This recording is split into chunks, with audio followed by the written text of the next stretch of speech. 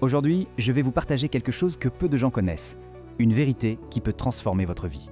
Nous avons hérité d'un héritage divin, un corps parfait, un organisme capable de se régénérer, de s'adapter, de se transformer. Mais un secret que peu connaissent, cette perfection n'est pas garantie. Elle exige de l'entretien. C'est pour cela que j'ai créé Monsieur Naturel, pour réconcilier l'héritage divin avec la science moderne. Armés de connaissances et de tout ce que peut nous offrir de mieux l'intelligence, nous transformons notre corps en forteresse de santé. Car entretenir ce que nous avons de plus cher en nous, c'est notre plus grand acte de respect envers la vie. C'est ça, l'alchimie naturelle. Et voici ce que vous devez savoir. Bonjour à tous et bienvenue. Aujourd'hui, on va explorer ensemble une perspective nutritionnelle assez différente sur le diabète de type 2. Tout part de cette idée, de cette phrase, qui est vraiment la pierre angulaire de toute la réflexion. L'idée, ce n'est pas de voir le diabète comme une sorte de condamnation à vie, mais plutôt comme un signal d'alarme que le corps nous envoie, et auquel, selon cette approche, il serait possible de répondre. Alors, avant d'aller plus loin, un point absolument crucial, vraiment.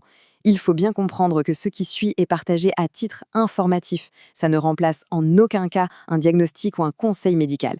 La consultation d'un professionnel de santé est indispensable avant d'envisager le moindre changement dans ses habitudes. C'est très important.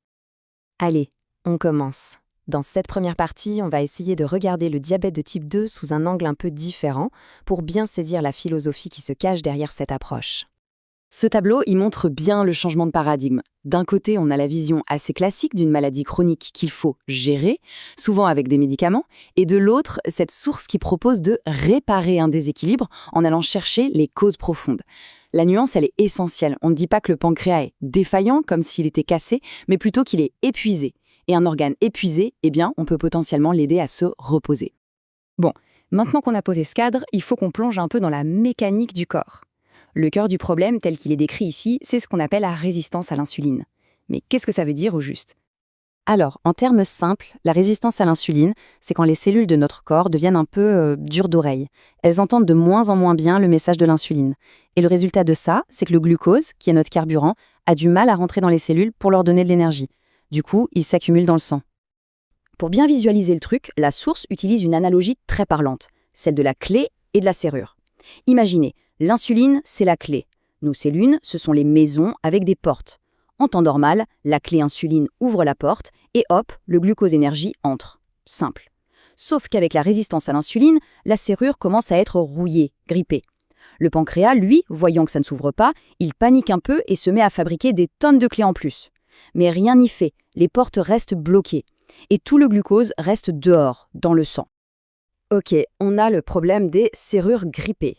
Alors, quelle est la stratégie proposée pour y faire face ? Eh bien, elle s'articule autour de 7 grands piliers. On voit tout de suite que c'est une approche à 360 degrés. Ce n'est pas juste une diète. Les 4 premiers piliers, c'est vraiment ce qu'on met dans l'assiette. Des aliments vivants, un indice glycémique bas, des graines germées, une cuisson douce. Et puis les 3 derniers, ça élargit le champ d'action à toute l'hygiène de vie. Bien s'hydrater, pratiquer le jeûne intermittent et bien sûr bouger tous les jours. C'est une vision vraiment globale. Prenons le deuxième pilier, l'indice glycémique bas. C'est un point central. L'idée est de privilégier des aliments qui diffusent le sucre très lentement dans le sang. Lentilles, avocats, brocolis. Pourquoi ? Eh bien, c'est pour éviter les gros pics de sucre qui obligent le pancréas à travailler comme un fou en produisant des vagues énormes d'insuline. On cherche à le ménager. Faisons un zoom maintenant sur 2 stratégies qui sont peut-être les plus spécifiques à cette approche. L'importance des enzymes et la pratique du jeûne. Ici, on aborde un concept fondamental de cette philosophie, la différence entre une nourriture dite vivante et une nourriture morte. Selon cette idée, un aliment cru ou cuit très doucement garde en lui ses propres enzymes digestives. Du coup, il arrive dans notre système digestif avec une partie de sa boîte à outils, ce qui soulage énormément le travail du pancréas. À l'inverse, un aliment très cuit, transformé, pasteurisé, a perdu ses enzymes. Le pancréas doit alors tout faire tout seul et ça l'épuise encore plus. Pour le jeûne intermittent, l'approche est tout en douceur. Pas question de passer de rien à 16 heures de jeûne du jour au lendemain, ce serait bien trop brutal. On commence tranquillement par 12 heures, ce qui revient souvent juste à ne pas grignoter après le dîner. Et puis, semaine après semaine, on allonge cette fenêtre d'une petite heure. C'est une méthode très progressive qui permet au corps de s'adapter sans stress. Bon, on arrive au bout de cette exploration. Si on devait résumer tout ça, qu'est-ce qu'il faudrait vraiment garder en tête de cette philosophie ? D'abord, et c'est le plus important, c'est le changement de regard. Voir cette condition comme un signal, pas une fatalité. Ensuite, la stratégie, c'est vraiment de soutenir le pancréas, de lui enlever du poids des épaules, grâce à une alimentation intelligente et des pratiques comme le jeûne.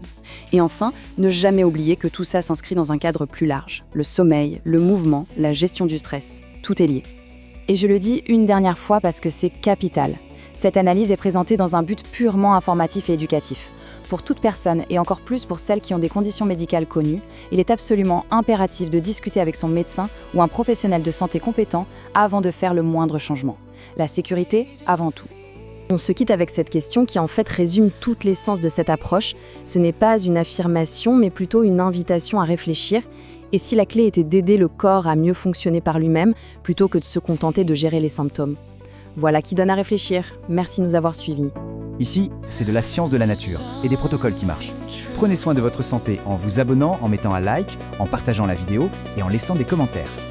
Vous trouverez dans la description de la vidéo tous les liens des produits dont on parle dans cet épisode.